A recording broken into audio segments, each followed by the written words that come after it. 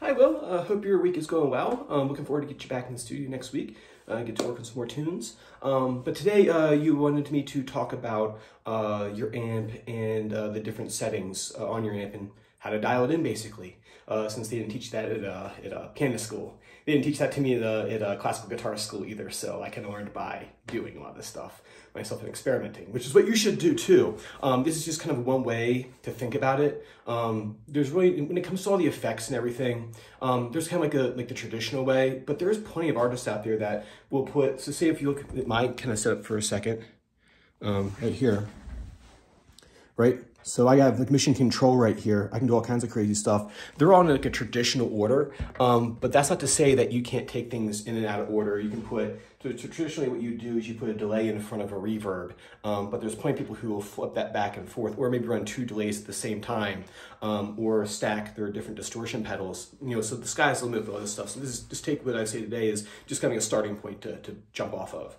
So cool. So first thing is like, what do your knob? What do all these knobs mean right here? So let's start with the basic ones. The bass. Looks like you have. I'm looking at a picture of it right here, and I'll kind of point to things as I need to. Oh, good. I can zoom into. Great. So you have a treble, middle, and bass, and as you could probably deduce, that is the frequency range. So your bass is the lower part, obviously, the mids, and then the treble. When you're dialing in your amp, first thing what you want to think of first is cut, then boost. So say if you're playing something, you play a chord, and it sounds super muddy, and your bass is like in the middle. Instead of going over to your treble and turning the treble up, which is like the natural instinct of, oh, it's too bassy, I need to turn my treble up a little bit more. First, cut the bass down, and then season the treble. And that'll give you more headroom on either side of the pedal. So if you jack everything up, you're gonna be like really loud, and you won't be able to kind of push more into the treble in the range if you need to, because the bass is overpowering that part of the treble. So what I would do is set your bass and kind of like start with bass at 0 and kind of play like open string, and then raise that bass up a little till it kind of gets to that nice round sound that you want, and then move to the middle, and then boost that till you kind of like the sound, and then boost the treble. And then if you play that and everything might be at noon or something like that on the dials, you go, oh, you know what, I need a bit more treble. Turn the bass and mid down, and then your treble will pop out, and that'll leave you more room on this side over here to get more trebly if you want that, like say David Gilmour sound, or like that Dire Straits kind of bright sound. So do it that way. So the first, fight the instinct to like just crank everything and just like go from there. Oh, I kind of peaked out my amp.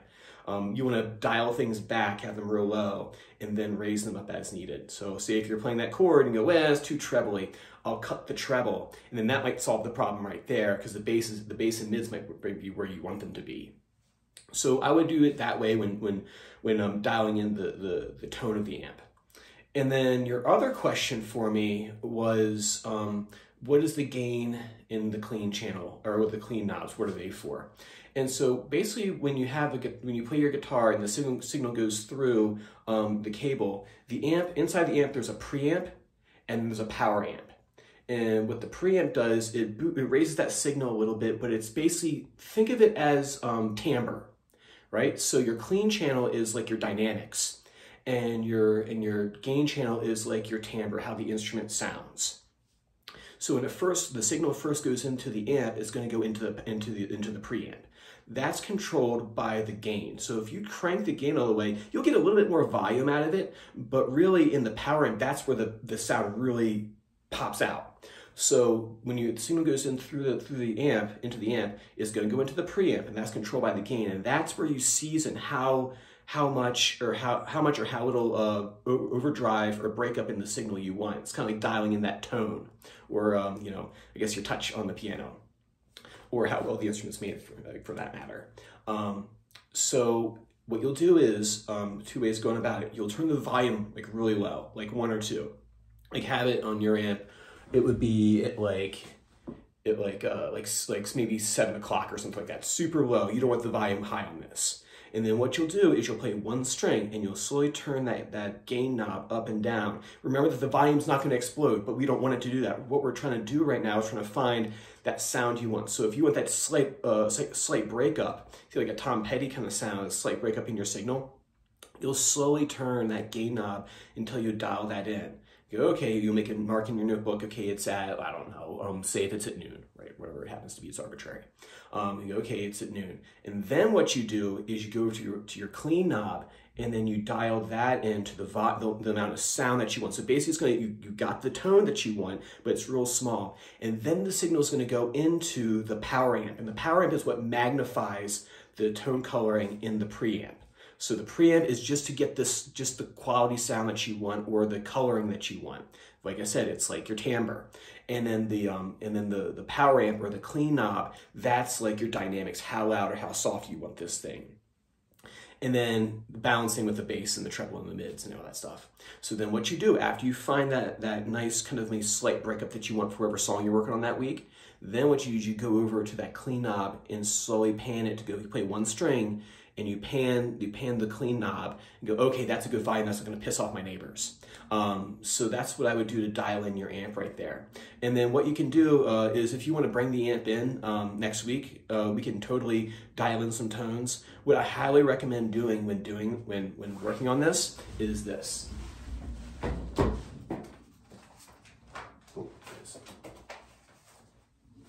I have notebooks, I have file cabinets full of notebooks. And basically what I have, I keep records. The focus is. I'm going to do it.